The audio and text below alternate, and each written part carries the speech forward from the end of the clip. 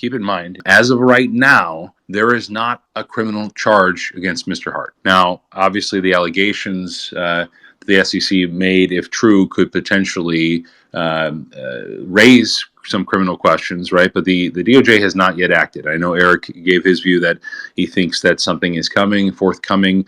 But as we're all aware under our system, right, just because a charge is filed and made doesn't necessarily mean that the person's guilty, right? Everybody gets their day in court.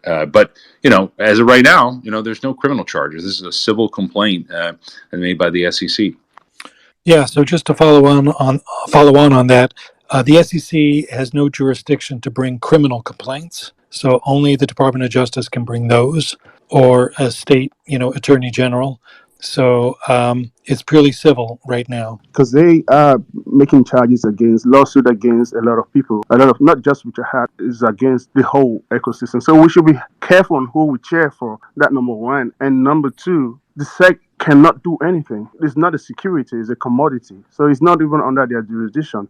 So therefore, they're just really wasting the taxpayers' money. You don't actually know that. Like, that's for a court to decide. I'm not a lawyer. I'll let Eric jump in on that. But the other thing is, this isn't a video game or a sports event. I think rooting for people or cheering for people in a criminal case in a court case seems kind of odd. I'm not picking my favorite football team here. I'm just rooting for justice. I also think you're framing this in a way where it's like they're going after Bitcoin, or they're going after the idea of digital currencies, and that's not at all, I think, the case here. I think the SEC's made it clear that they think that Bitcoin is a commodity. They have not made it clear that what Richard Hart purported to be some whatever digital currency is. And I think that to your point, he's going to have his day in court and he's going to be able to make his case.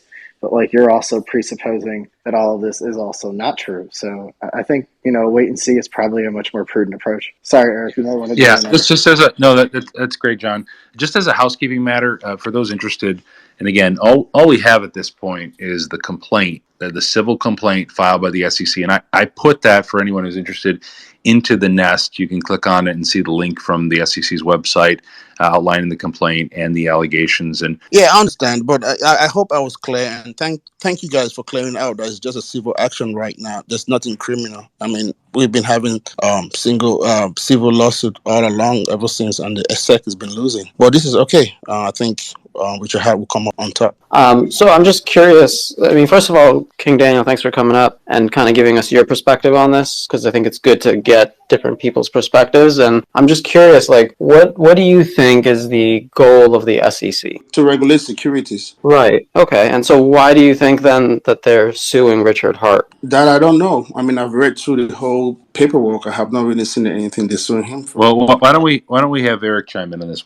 Eric, as somebody who's dealt with the SEC on numerous occasions, you know it's what drives their decision making. You've dealt with them one-on-one in resolving cases countless times. Why don't you chime in? What do you think that is really their motivation here with respect to not just Richard Hart, but the broader space? And I think King Daniel here is correct that there's litigation that's been filed, and it's been an onslaught since the beginning of the year. So what do you think is driving this, Eric? So I think what's driving it in part is that Richard Hart is a very, very prominent spokesperson for decentralization, for crypto. He has scoffed at the SEC and the regulator previously, and I think they are trying to send a message. I think there were others that they could have sued instead of Richard Hart, but they decided to make an example of Richard Hart. I mean, the SEC's resources are limited; they are finite. So when they pick a case, against someone, it takes a lot of their resources, and they pick it carefully. So here we have a lawyer, the main lawyer for the SEC who signed the complaint is actually a member of the Illinois bar, but he's based in Texas, and they're suing in the eastern county of New York. So they kind of, went out of their way, and they're reaching, the SEC is reaching to their resources in Texas, to bring a suit in New York.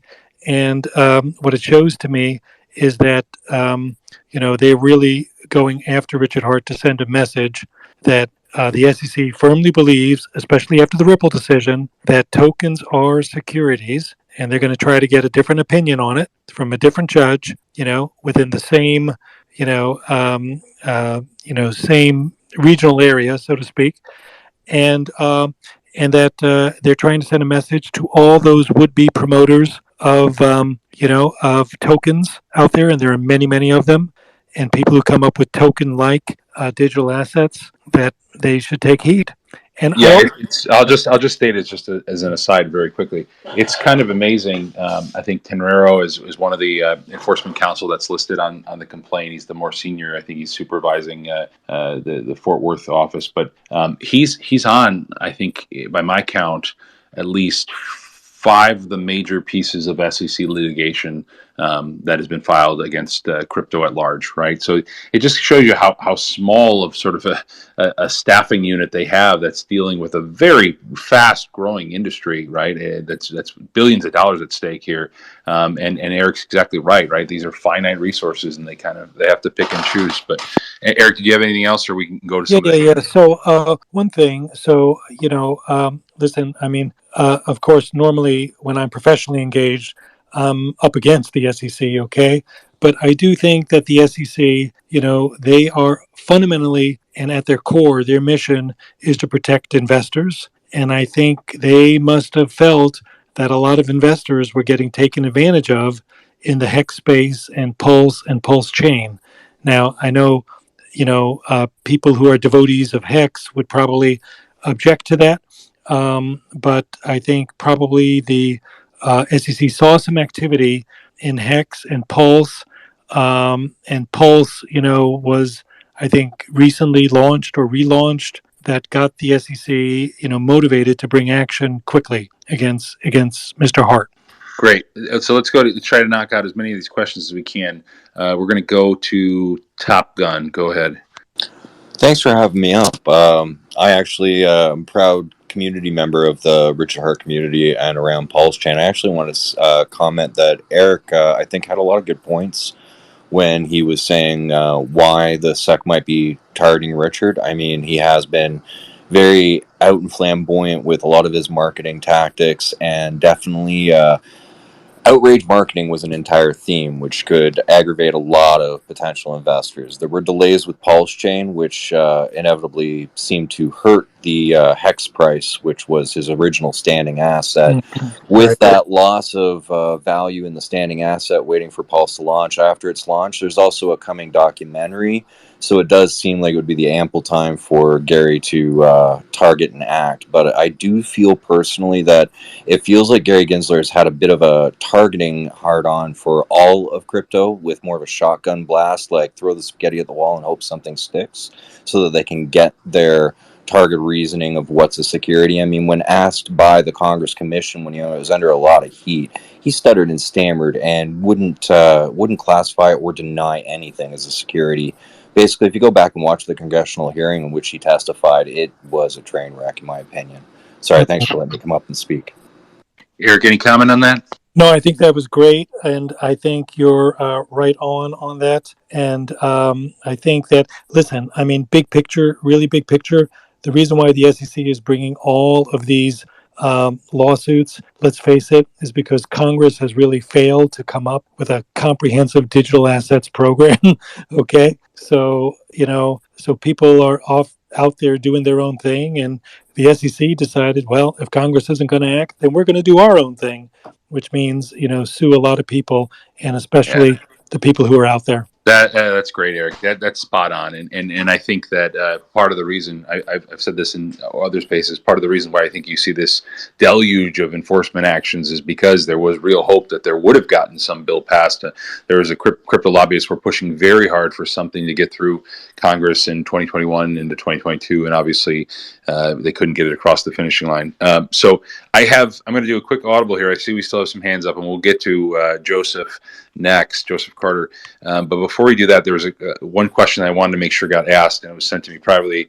And they're asking, Eric, your view. If you read the SEC complaint, what do you think the headwinds for the SEC are from a legal perspective and moving forward? Any pitfalls, any strong defenses that might be raised by Richard Hart? What's your assessment of that? I think so. Thanks for that question.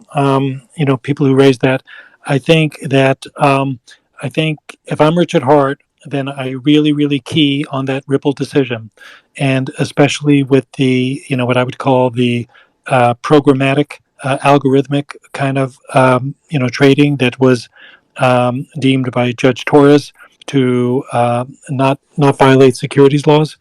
And I would say that much of what happened with Hex and Pulse and Pulsechain involves, secondary trading and programmatic trading, and nothing to see here, and just try to ride that train as far as it will go.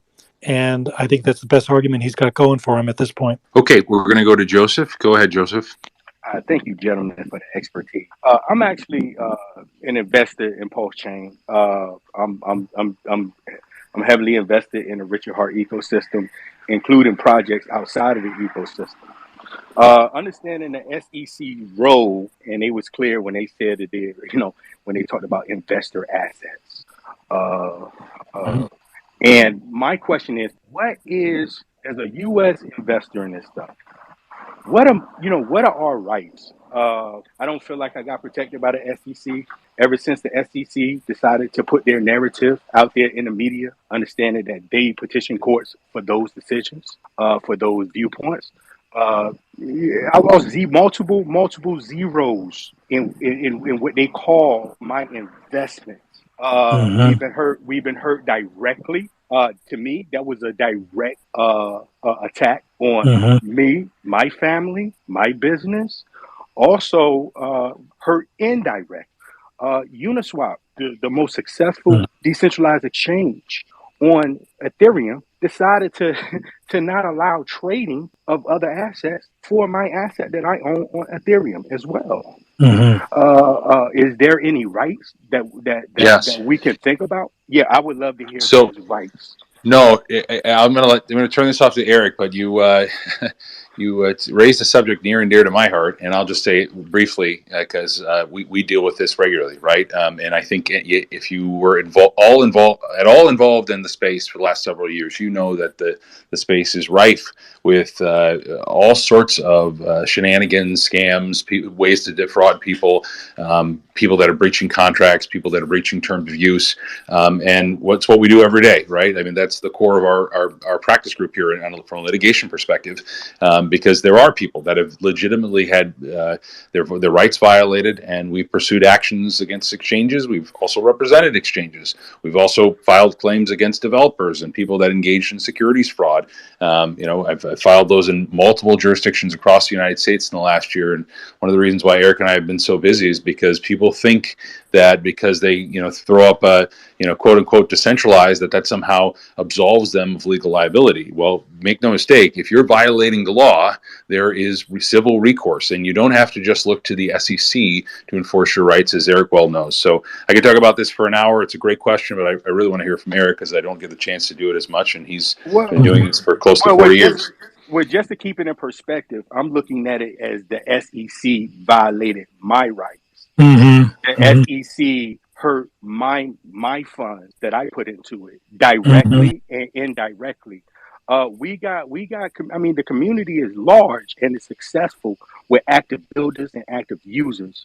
My thoughts are, if the projects that decide, the blue chip projects decide not to launch because this is risky business, or it hurt the technology, then that is another effect negative that the SEC caused. They caused that. They could have quietly went to Richard Hart, but they went through it through the media. So it's actually an excellent point, and I think it's part of every regulator's conundrum is when to enforce, who to enforce, and how to enforce. And I think what you're saying is that by making this very public complaint and going after Richard Hart the way they are really hurting a lot of investors who were hoping to either recoup some of their investment or do something with these platforms. And you're absolutely right that there's that there's a percentage of people in the ecosystem that are going to be hurt by these regulatory actions. Now, can you sue or do you have redress to the SEC? The answer is legally no. So they're immune. Can you write them a letter and say, hey, I protest? I think what you're doing is wrong here and you really hurt me and I'm really, really affected by this materially and thanks a lot. Sure, you can write letters. You can write to your congressperson. You can write to your senator. But I think probably on balance, the SEC probably thought they saw something in what Richard Hart was doing and with Pulse and Pulsechain and Hex that was really bothering them, and they thought a lot of people might get taken to the cleaners or get taken advantage of. So I think that's why they probably moved in when they did. But as a consequence, there's always people who get hurt in that process. And I'm so sorry, but it sounds like you might have been one of them. And the longer you wait, the more people get hurt. Exactly. Yeah, right. And I love what Eric just said because he's exactly right. And this is something that I think, as a Bitcoiner, I struggle with myself because I'm learning that the state is clearly not out to protect us oftentimes, but in certain cases it is. And so I love that you said that the enforcer's conundrum is, when to enforce, who to enforce, and how to enforce. And I think right now what we're seeing with this case is, and with every case, including the XRP case and with everything else, we know that the SEC and the CFTC and all of them have said that Bitcoin is a commodity. They have never said that about any other, what people are calling cryptocurrency. Mm-hmm. So, and I think the reason that they're taking this action, for example, on Richard Hart is because one big reason I think that I've looked into is that he sent mailers out to people's home and literally targeted people specifically that he knew that might be uneducated retail investors who would not know any better and who would want to collect yield. And that's what he was offering, is a product that offered yield, a higher yield than a bank would offer. And that tricked a lot of people into thinking that they could get their return on it. So I think do you think that could be one reason? Sure. And I think we got one of those notices, Joe. So didn't you get one of those notices? I had a client send me asking if they could sue Richard Hart. He's on that notice. So that's kind of a different, I didn't receive it. I don't want Richard Hart having my address, but the thing is, the other big issue with that is the reason that he was even able to get a lot of people's addresses is because of a lot of data leaks. So this is another issue with a lot of centralized exchanges that leaked a lot of data. A lot of people got those mailers. And almost everyone in the U.S. is probably their data has been leaked more than once. Right. So I would say it's interesting because there in the complaint, there's very little talk about what Richard Hart was doing being a Ponzi scheme. So I think maybe they mentioned the word Ponzi once, because a Ponzi, of course, is when you take in money from new investors to pay old investors. So it's not like Richard Hart was doing that with Hex or Pulse or Pulsechain. And I would say most tokens don't have that feature where they take in money from the new people to give to the old people. So, it's not a traditional Ponzi type scheme. And now there are other problems with it that are detailed in the SEC complaint, including volume manipulation and a little bit of front running. But Ponzi really is not one of them. My question is, when there's been litigation where they've settled, has the SEC ever paid money to anybody besides themselves or the whistleblowers? Do the little guys ever get a piece of the pie back? Thank you. A very good question. So let me go back to Ponzi schemes, for instance. When the SEC does get involved in a Ponzi scheme, trying to enforce a Ponzi scheme, they will appoint a receiver to try to collect as much as possible. And then, they'll send out a notice to all affected people and, to submit claims. And the receivers will try to return some of the ill-gotten gains that have been recovered by the SEC. Now, do I expect that to happen in the Richard Hart case? No, not really. I think, for a lot of reasons. First of all, very hard to track down who got the ill-gotten gains, who really got a lot of the benefits from the Hex and Pulse and Pulsechain. if they get a lot of money from Richard Hart, if he still has, multi-millions and hundreds of millions He's of got dollars. close to $1 billion. I think he's got $1 billion. That's the estimate. Okay. So if they're able to collect it and number one, find it and collect it, then the SEC will probably try to return it to investors who have been hurt. And just as an aside, so this is really key about how the complaint has been pled. Although, based on the reading of the complaint, they say that Hart misappropriated at least 12 million. Right, from their perspective, the entire offering of Pulsechain, Pulsex, all of the money raised, which by my estimates is close to 800 million, that was all an unregistered offering, and that is subject to disgorgement. So they're going for the whole kit and caboodle. So it's the whole thing. Now, whether they get it is a different story. I'm just saying that's their allegation at this point. But let's go to fiat.io. Thanks for organizing this space, guys. I thought I'd start just by pointing out that there's a kind of two conflicts of interest here in this room. There's kind of two people here. There's the kind of Richard Hart community, and there's the Bitcoin community. And I think we each side is pretty conflicted here. So I just thought I'd point that out because I think we should all keep that in mind. Well, I mean, just as a Bitcoiner, and I'm not representing the Bitcoin community, but I'm just a pleb who just considers himself a Bitcoiner. I'm just going to say that I feel bad for anyone who's been scammed by Hex or Pulsechain. So I'll just say that. That's the only reason I'm here. I also really quickly, Fiat, I sort of reject that premise. I don't have an interest. I'm Bitcoin only. I don't own any other coins, but I don't really care when somebody. Then you have an interest. No. I think I have an interest in Bitcoin. No, my interest is just to protect people. Can I finish? Is that cool, or is that not cool? So I'm just suggesting that I don't really have much of an interest beyond like my general interest in cryptocurrency. I don't care for people to get hurt or scammed.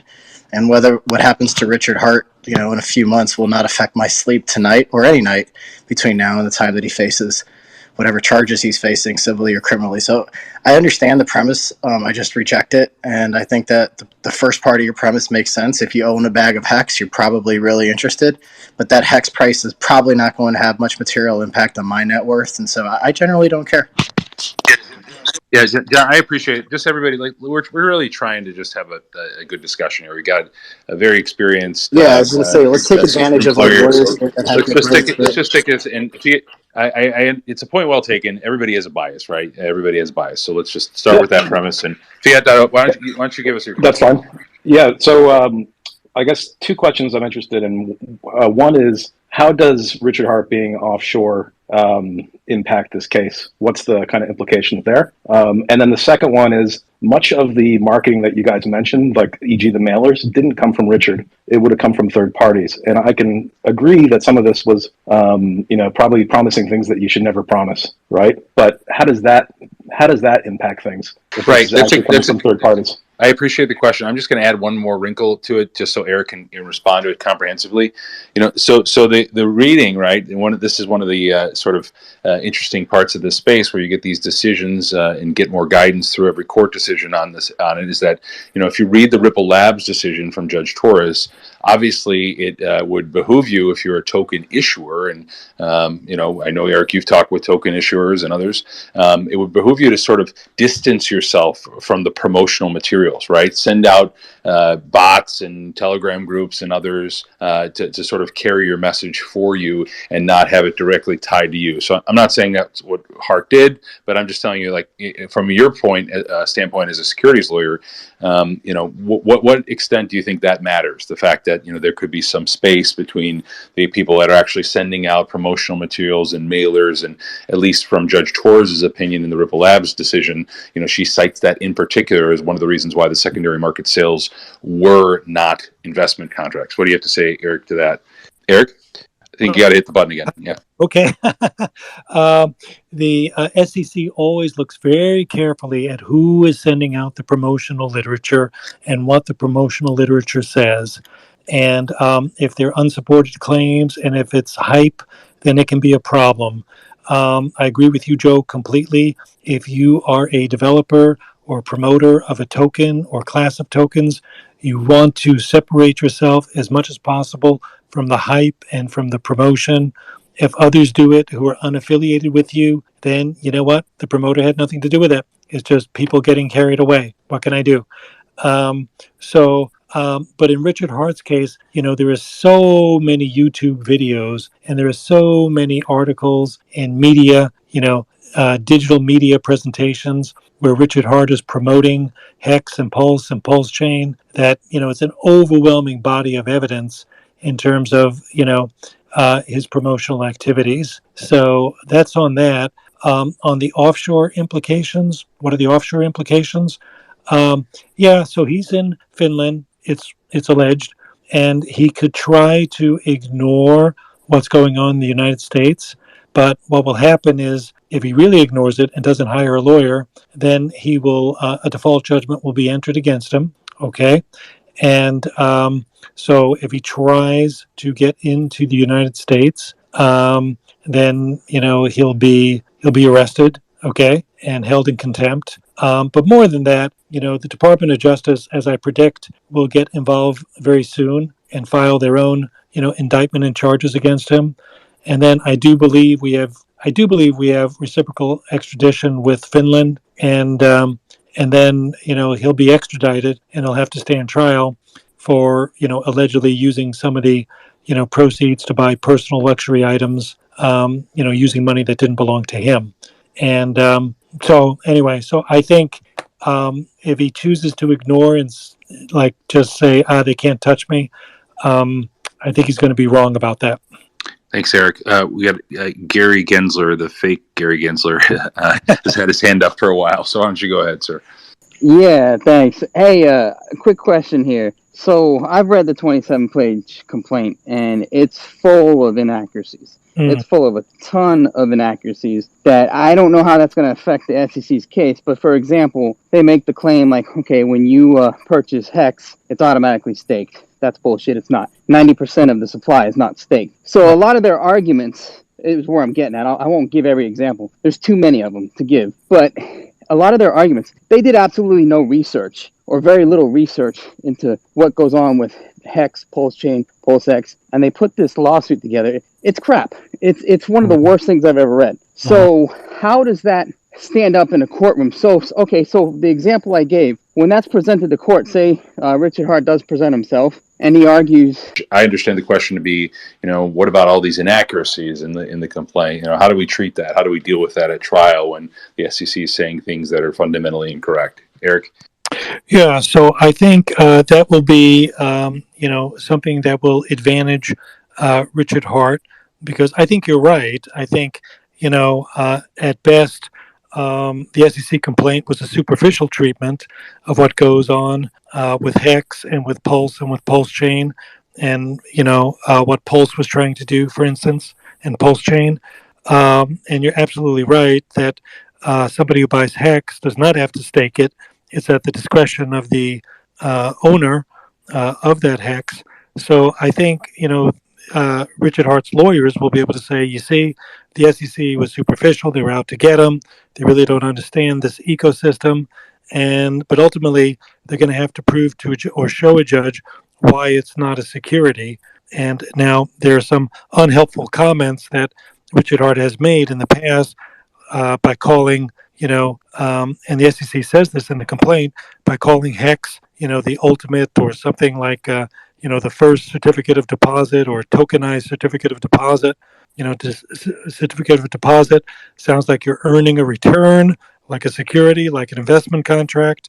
And, he's made other comments like, this is the investment if you want to get really rich. If you want to get rich, then you want. So Richard Hart has said a number of different things that won't help his chances too much in terms of defending against the proposition that these tokens are securities. Yeah, thank you for the opportunity to speak. I see what the concerns may be, but I don't think Richard forced anyone to buy hacks, and if they received solicitations, and he always said in his when he was online, he always said this is not proof that you will receive anything, especially with the pulse chain sacrifice. He said this is gains from others doesn't. I mean, past gains is no proof of future gains. So I don't. I mean, I think there's two, like Fiat said, there's two parties in this room. There's one party that has an opinion, and there's another party that has an interest. So I think it's all subjective. This whole thing is very subjective. I think it's a very, very good point. And I think, what you're saying, I mean, what I take away from your comment is that, listen, the people who got involved in the Hex ecosystem and with Pulse and with Pulse Chain, they kind of self-selected themselves. I mean, the people who decide to buy Hex, who decide to stake it, who buy Pulse, who are waiting for, Pulse Chain to come online. Those people, know something about cryptocurrency and digital assets, and they self-select themselves to be a part of this. And the percentage of investors who are newbies or who are getting taken advantage of or who don't know what is going on is relatively small. So one can make that argument, and but I think that the SEC's point of view is that, and they must have seen something that showed that there was sort of activity on behalf of Richard Hart that was taking advantage of investors. That there was something about to happen with maybe Pulse or Pulse Chain that was going to really seriously take advantage of investors. That's not Eric, laid out in the complaint, but I think that's probably why they acted. Yeah, go ahead, Joe. Eric, let me ask you this question because I think it's So no, I got it. one more quick question. One more quick comment. So if that's the case that they they self-selected themselves, and it wasn't something where they were forced, anyone was forced to make any pressure to make any. Why did the SEC wait so long to build their case? Like, what triggered them? What triggered them to make their case now, after they knew that the sacrifice was going on, over 2 years now? So what triggered them to act now? So we don't know the answer to that, but to your point, what I take away from your message is, hey, what the hell is going on here? Hex has been trading for 2 years, since 2019, right? Maybe even longer.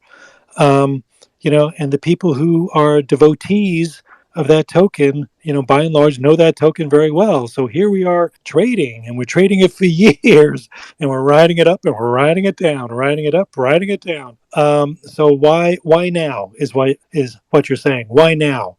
And like the other commentator who was on, who said, "Listen, this really affected me. This really like turned my account into zeros, and I'm really hurt by this." He has a point too. Why now bring it? And I think I'm not justifying the SEC, but I think I know how to operate. And they're just limited in resources. It takes them a while to build their cases. They have to, really go through a lot of different eyes inside the agency to come out with something. It has to get approved by the 7 commissioners who are on the SEC board. And so, it takes them a long time to bring something. That's not a defense, but I'm saying, that's why it probably took them a long time. So, Eric, I got a question for you on this. Yeah. So, let's just assume the allegations of the complaint as true, right? With respect, which is always a dangerous proposition, but let's just assume it is true at this point. There's like the majority of the complaints allegations relate to Hart's alleged public statements about Hex, about how he's instrumental in getting it listed, how the protocol runs because he is the sole focal point of the operation, and he ensures that it has high operational success. I mean, all that's littered in there, and also his representations about the return that he would get. He actually is quoted as saying something like it'll be the highest performing asset in the history of mankind. All these grandiose statements about it. My question to you is, let's assume Hart says nothing. Let's assume he does the exact same thing for Pulse chain and for Hex, the same raise, but he relies on intermediaries. And I'm curious from the standpoint similar to what we asked earlier. Do you think that changes everything? Do you think he is ultimately sued? He does the same thing, but just doesn't make the representations to the public. Do you think he's still sued by the SEC? It's a great question. And in your hypothetical, I would say, that if Richard, dear Richard, if he had kept his mouth shut and if he wasn't such a promoter, okay, and he has the gift of gab, and he's a brilliant guy, brilliant. But if he was low key about it, if he was just really low key, then I think, the SEC, there's a good chance the SEC might have said, okay, this is kind of like a very esoteric area, this pulse and this pulse chain, and he's forking off Ethereum and he's doing this hex thing. But you know what? We're going to go after different fish. So I think the fact that he was out there promoting and self-promoting, and he was doing it directly, really put him in the crosshairs.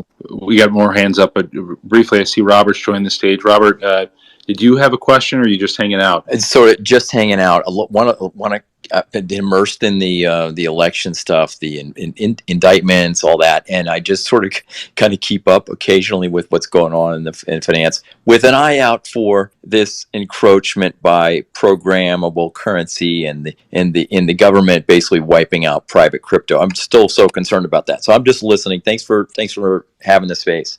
Yeah, I'd be interested if you have any takes. Your perspective as a former or a CFTC nominee. I'd love to hear your thoughts on any of this, and from a regulatory standpoint. So feel free to chime in. Okay. Thank you. Okay, so let's go to I think next up was LA 2012. Hey Eric, thanks for your time. So kind of touching up on what you guys were just talking about. So the blanket statement that everybody makes, not financial advice, that in itself, if your actions kind of contradict the, you just saying that, is that basically what the SEC is looking at with Richard Hart, that his actions were his promotion, I guess, was a little bit too much? Yeah, so I think that somebody making a disclaimer and just saying, "Hey, look, buy my token. The rate of return is going to be 38%. You're going to be rich if you stay with me. But oh, by the way, you should consult with your investment advisor, and you should consult with your lawyer. And of course, you might lose everything." Those disclaimers are nice, but they don't carry the day. I mean, those disclaimers are almost expected. If somebody's making a lot of hype and really putting a buzz on something, even with the disclaimers won't exonerate or won't cleanse all the other statements. So, so there are even court cases where, people have been accused of securities fraud, and they have those disclaimers in their brochures, and they have it in their private placement materials or whatever. And courts have said, you have them in your materials, but they're so small, no one can read them.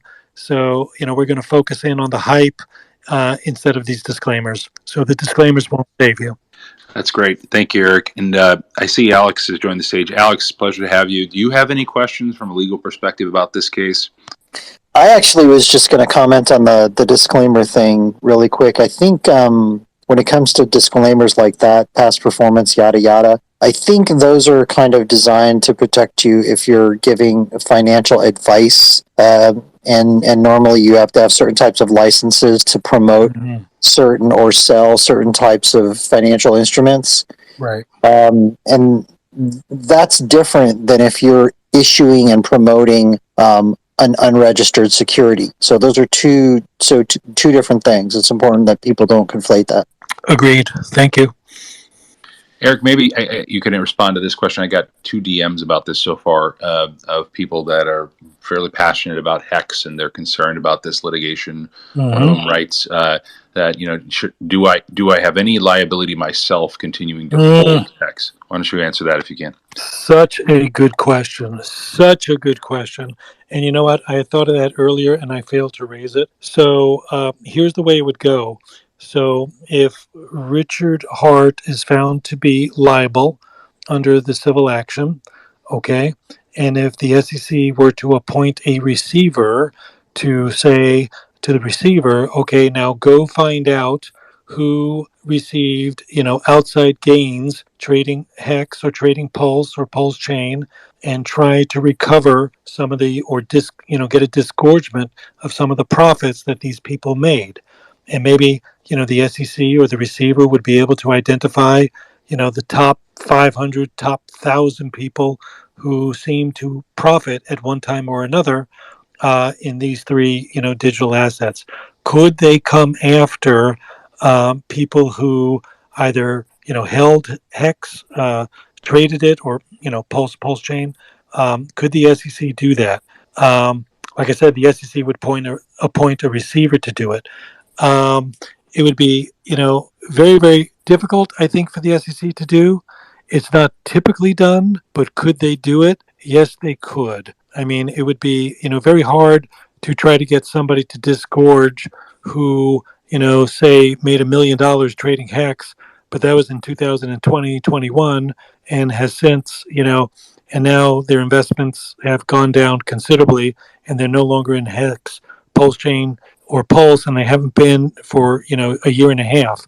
So it'd be difficult to get disgorgement from that type of investor unless the investor was somehow in league with Richard Hart, okay, or maybe Richard Hart's colleagues or developers, or were really part of the promotional space.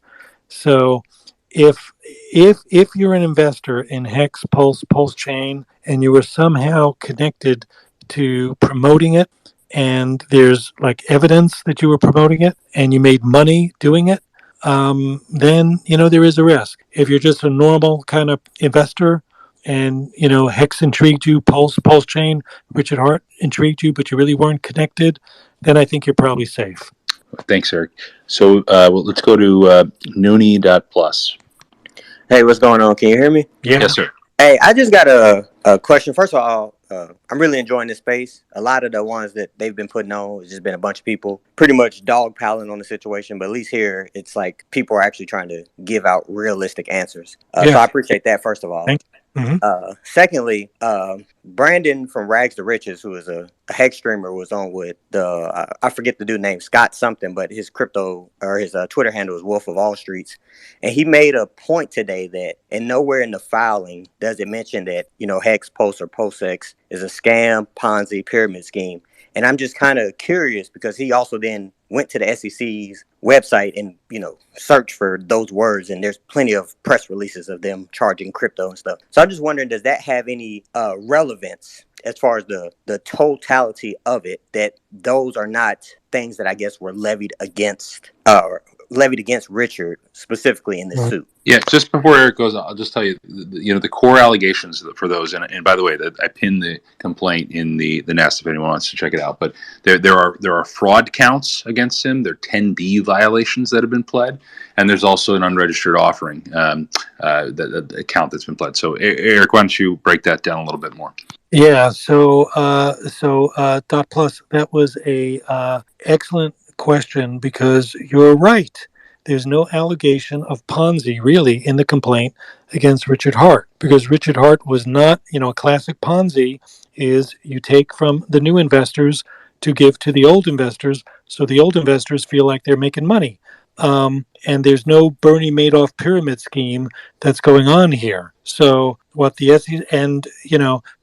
SEC did instead is they said, well, Richard Hart, they're trying to portray him as a bad dude, and they're saying he took investor money, he took it, and he, used it to buy personal luxury items. And they go on to, they make a big deal about the Enigma diamond, this 550 carat black diamond. I'm not even sure I know what that is, but they talk about it. They talk about a McLaren that he bought. I know what that is, and these unbelievably expensive Rolex watches.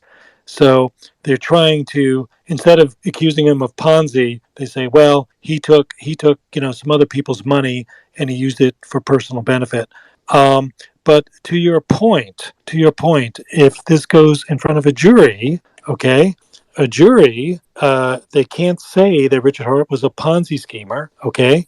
They'll talk a little bit about these luxury items, I'm sure. Well, they'll probably talk a lot about it. But, what a jury is going to have to try to figure out if it gets there is, okay, are these tokens, which look like a commodity, which look like silver and which look like, gold and sugar and wheat, is that really a security? And so to your point, and I think it's a good one, if they had found Ponzi activity, with Richard Hart, juries understand Ponzi, so they know Ponzi, but they don't know anything really about whether something is a security or not. So I think, and this might favor Richard Hart, it's going to bring a hard case to convince a jury to, that this man's life work was basically, a complete fraud when he has so many devoted followers and so many, people who are, interested in what he's doing. Cool. Appreciate you taking the time to explain these things for us norms. Sure thing. Glad to do it. Let's go to Top Gun. You see you have your hand up, and go ahead. Thank you so much for allowing me to come up and speak again. This time I do have a direct question for Eric. Little long-winded. I've been reading the complaint from the SEC, and so my question's to the misappropriation of funds, because in paragraph 6 on page 3, they call it tongue-in-cheek disavowals because his awareness or understanding of the Howey test. But to lay it down from the perspective of the community, I mean, he pretty much was very, very clear, although he was saying other things about the success, that these sacrifices, the money raised, was a no expectations address, that we're not necessarily going to do anything with the cash. You may or may not receive points. You're doing this for freedom of speech or freedom of movement. Now, obviously, their argument is that there was expectations, but in this, he didn't have presented investors' inventory or some proposed amount of funds needed to accomplish the task. So in separating this, because they went after everything all at once, Hex, Pulse, and Pulsex, but Pulse and Pulsex, as a more recent product, were the ones with these fundraisers. We received the product. The product is live. The product is running as intended, doing what it's supposed to. So we got what was, if it was expected, we got it. And arguably, it's hard to get any kind of advertising. You can't pay for commercials. You can't pay for time, space. It was hard enough to get for the community to get the side of a NASCAR rented out. So a lot of this purchase or outrage marketing is what he called it. These expenses, that misappropriated funds, could easily be argued as in advertising expenses. So I was wondering legally, how the SEC would respond to that. Well, I think you have very, very good points here. I think that the essence of what the SEC is arguing is that Richard Hart was making was making statements that were hype, that were untrue, that couldn't be substantiated, couldn't be sustained. That he used analogies that were inapplicable, false, whatever. So I think that they're going to try to get him as a promoter that was misrepresenting misrepresenting the potential and the way the system worked. And that's misrepresentation. And it's as Joe said, one of the counts is 10b5, rooted in 10b5, which is misrepresentation and fraud in the selling and offering of securities, So, but your point is, well taken, that the people who invested in Pulse got what they invested in. They were waiting patiently, okay, but they knew that what they were getting into. And I would say a lot of the HexFest investors also knew what they were getting into. So, where's the harm? Where's the foul? And everybody knew Richard, and Richard is just, a grand, promoter. But it's not like he made. I mean, this is what Richard would say in court, is that it's not like he, he might have gotten people to come to the ballpark, so to speak, but that doesn't mean he hypnotized people to invest. He might have gotten people to pay attention, but the people who ultimately invested, by and large, knew what they were doing. So, yeah, I mean, if you read the complaint, I'll just tell you about my view of it. The SEC throws it all in there, and effectively what they're saying is that, yes, you're correct, that these tokens going to the so-called burn wallet, there was no expectation of getting anything. But at the same time, he would go out and he would make sort of other statements that this thing is going to go up 10,000x, going to be the best asset in history. It's faster than anything else. Its primary design is price appreciation. I control it. I make sure it'll run flawlessly. So I think if you just playing devil's advocate here, what the SEC is going to say is their argument's going to be, yes, he may have disclaimed it away, but for all practical purposes, if you disclaim away and say this thing's worth nothing and you have no guarantees, but at the same time you go out and say it's going to 10,000x and you should buy it immediately, they can still hold you liable for the latter statement because it seems to contradict the former. Can I jump in? Right. Yeah. So, obviously, there's a lot to talk about here, but just in terms of the question about marketing and misappropriation, I think it's fairly obvious, to me at least, that Richard certainly seemed to indicate to the public that he was taking title of these watches, these cars, these clothing that he purchased with the funds. And I think that's an important distinction. And as everyone knows, I went to prison for fraud myself, even though I steadfastly, claim my innocence. The SEC is the preponderance, as the lawyers here know, which is a very, very low hurdle for the judges to consider. In the criminal world, the judges have something called reasonable doubt. That's the standard the jury has to abide by. But there often is no jury in a civil case. It's a judge. The judges, if I can speak freely, I'm not sure the lawyers necessarily can. The judges don't like defendants. The judges like the SEC. They mostly used to be government people themselves. Almost always they were prosecutors. They're not people that see somebody like Richard's side of the story. They will look at Richard, see the flashy stuff and say, ooh, this is bad. I trust these SEC people. I know these SEC people. They don't just bring cases randomly. This guy's guilty. That's typically the way that works. And I think that if the only thing that might save him on the marketing side is some kind of document that. Oh, I think we lost him. Well, thank you for your contributions, Martin Scarelli. We're going to go to, we have only a limited amount of time left here, so we're going to go to fiat.io. Yeah, thank you. I think finishing Martin's question, actually, I think it's pretty unlikely that Richard bought these things with the sacrifice funds just based on the timing. Does the government need to prove that this happened? Does it matter if the money came from somewhere else? Other crypto investments he's made. Of course. Is that like an important part of the thing, or can they just make this allegation? And is there any consequence for them being wrong about this? Because it's likely, in my opinion, to be wrong. Most likely, unless Richard's really dumb. So it's such a good question, really good question. Money is fungible, capital is fungible. Richard probably, of course, is going to say, hey, I didn't use other people's money to buy that McLaren. I used my own money that I made on my own investments. And there's nothing wrong with me buying, luxury items. Now, the case is not, so the SEC case is not about the luxury items and what he bought and didn't buy, personally. Okay, that's going to be left to the DOJ in the criminal indictment that I predict is going to be coming. But what the SEC complaint is whether Richard was promoting and selling and making misrepresentations about unregistered securities in the form of these digital tokens. So that's what the SEC case is about. The luxury items really is a sideshow.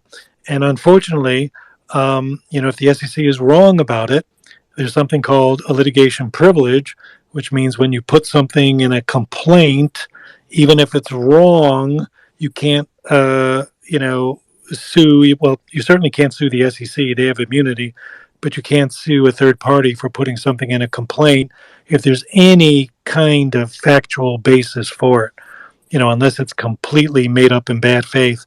But so long as it has a grounding, then they can put it in. They obviously put it in for show. Okay, I think seem like a bad dude, and I think ultimately that's not the focus of the SEC case. Yeah, and I know that we're going to wrap this up in a little bit. We're up to 600 people in here, but I will just tell you, my view on this is, barring criminal charges being brought, which again is a big question mark at that point. I know Eric seems to think they're coming, and if that is the case, that fundamentally changes the game, and the civil case will be stayed pending the criminal result. That's typically how that's done. There's case law that supports that.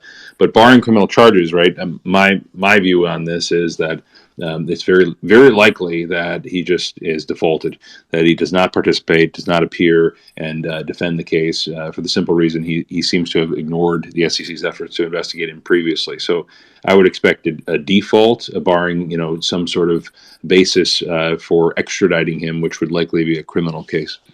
Just real quick, I doubt that they got the figures on the exact amounts that he spent on the stuff by accident. I think he probably responded to a subpoena or had a lawyer respond to the subpoena, unless the SEC somehow was able to find out, exactly what car he bought for how much, which seems unlikely. Just put that 2 cents in. How is that unlikely if he's got videos and Yeah, so I guess my question for Eric real quick is, first of all, I don't know if you guys saw, but I posted in the Nest, Richard Hart just tweeted about 21 minutes ago. And so, Eric, my question to you is, what recourse do investors in Hex and Pulsechain have? And also I'm curious, we have some Hexicans here, so hopefully they can confirm or deny this or let me know, because I'm just curious, can you guys actually cash your Hex out for something else or swap your Hex out, or are you guys kind of stuck? Are you locked into your contracts? Because I know that, some of you are staking it. So can you guys talk on that? And also, Eric, I'm curious, what recourse do people have if their money's stuck? Yeah, so if their money is stuck, so for people who invested who have no connection to Richard Hart, just ordinary investors. So of course, a group of you, I'm not saying you should do this, but a group of you can bring your own civil action against Richard Hart. I wouldn't bring that immediately. I would wait to see what happens with the SEC action and see how it develops. But if Joe is right, and if Richard Hart ignores it and Richard Hart gets a default judgment, okay, that's saying something. That's saying that he's not coming to the U.S. to defend himself. Then aggrieved investors might want to band together and bring a class action against him. I'm not sure that would really do anything in the short term, but in the longer term, it might encourage the SEC to appoint that receiver that I was talking about, and maybe the people who were connected to Hart, they would have to disgorge some of their gains that they made in Hex or Pulse or Pulsechain. So there would be some avenue for recovery. But shy of that, I think the prospect of getting your money back is probably pretty small, I would say. Okay, let's go with just a couple more questions, then we got to wrap this up. So I think we've got Lord that joined the stage. Go ahead. Hey, good night, everybody. Lord Hedron here. My real name is Gafar. I'm a Hexican, and first time choosing to speak in one of these spaces. I want to say good night to everybody here. I'm going to start my piece here with saying this firstly. For anybody who interacted with any contract here, and this is not about Richard Hart the person, this is not about him being a founder of a project or anything. And this is just for people because this is a recorded space and people are going to hear this. When you interact with a blockchain contract, smart contract, whichever network you choose to do it on, you're interacting with that contract. Everybody, if you're doing anything, they tell you from the get-go, do your own research, go learn what you're getting involved in, learn the basics, learn the fundamentals. For anybody that's a Hexican, I want people listening to this because you're going to have to learn no more and you're going to be exposed a lot more to this thing called Hex, H-E-X. You interact with a smart contract. I never had a discussion with Richard Hart one day in my life. And in the years that from when it was called Bitcoin Hex until now, I've never had a conversation with it to date. The contract that was launched for the project is something separate and apart from the person. For anybody who believes that the founder of the project is the person who took money from you, he never took any money from anybody that I know of, that I taught or sat down with or had discussions about this project from its infancy. It's one of the fundamental things that I want people to understand here. When you had other projects with people like, recently we had the issue with Sam Bankman-Fried and his project that he did, they were collecting money directly in a vehicle or a venture that told you specifically what they were going to do with it similarly, and they had intentions for it, for different market trades. You should always learn to separate the founder from the contract that you're interacting with. No, I can say that because when you look at people who've come in from Bitcoin days, most of us have never met Satoshi Nakamoto. And for people who hold Bitcoin to this day, they've never had a transaction with him either. But there is that contract address that you started out doing everything with and trading with. And I always try to reiterate that in every space. We're going to talk about things from a legal standpoint as well. I'm currently going to court in my personal life for stuff that somebody claimed, and I have to go back and forth. I've done 3 hearings now, and I'm learning from myself, also representing myself in court, and learning like some of the words that, let me just make sure I get this gentleman's name right. It's Eric Fogel. Eric, you raised some strong points there, and I appreciate the way you approached it. You're given a non-biased, non-partisan way of interacting with the information that we have, like helping to help people to understand that this is not about a Ponzi scheme. This is about looking, exactly. This is about looking into the activities of the person who created the core idea behind a project that led to a contract that people interact with on a blockchain. My biggest issue is, and I implore people to go and read the document. Most people haven't read past page number 2 or 3 yet, and that's okay. It's been only 2 days. But we have time now to look into the case and learn from it. Whatever the result that happens to Richard, please remember that when you're in the blockchain, cryptocurrency, DeFi space, you're interacting with contracts that not even the SEC themselves really know to interact with. And I'm able to say that because as somebody who voluntarily helped to write standard documentation for the International Standards Organization for the committee here in Jamaica that I represent, committee TC307, if anybody wants verification for that, I know that a lot of these things that they themselves are still learning how to figure out, do I have jurisdiction over this or not? And as an entity that is there to enforce what they call a fair playing ground for investors, most of us don't even walk around calling ourselves investors. We're interacting with contracts in a cryptocurrency space. They get to define from their logic what they think is right or wrong, and that's okay. But Eric, I want to say thank you very much because I've been in a few spaces myself, and Bokan and all the other guys. While I don't agree with everything being shared publicly to some people because it's going to be interactive, people take different feedback and run with it. But I'm happy that you gave it in the first place, just so everybody get clarity on that. Thank you guys for allowing me the mic. Good night. So, Lord Hedron, I have a quick question for you before you go. Are you able to actually swap or move your hex into something else right now, or are you guys all stuck? I could. All right, so that's a few. I'm going to speak on it firstly. It's a fair question coming from where you're from, because I'm not sure if you understand how all these crypto tokens work. Uniswap may stop their front end from working with Hex. 1 second, my daughter. Uniswap may stop their front end from working, but that doesn't mean you can't swap or trade anything. Remember, most of the trading for Hex doesn't even happen on a centralized exchange. Most of the time, Uniswap was one of the places that Hex helped to groom its notoriety right now. We can swap, we can trade. The choice now by each holder is up to them. I can tell you from most of the Hexicans I know, we're not swapping out for anything else. We're holding on to what we know, what we've been interacting with for the last couple of years, because we know the value of what we held on to, not because it's justified right or wrong to do it, nor the price. So one last question for you, Lord Hedron, and then we'll get back to Eric because I know he's unlimited time here. So when you invested in Hex, why did you invest in Hex? Are you looking for returns? First question, I'm not an investor. So the statement in itself is wrong. I'm not an investor in Hex. There is no investor fund. And I know how to answer that question because I'm an entrepreneur.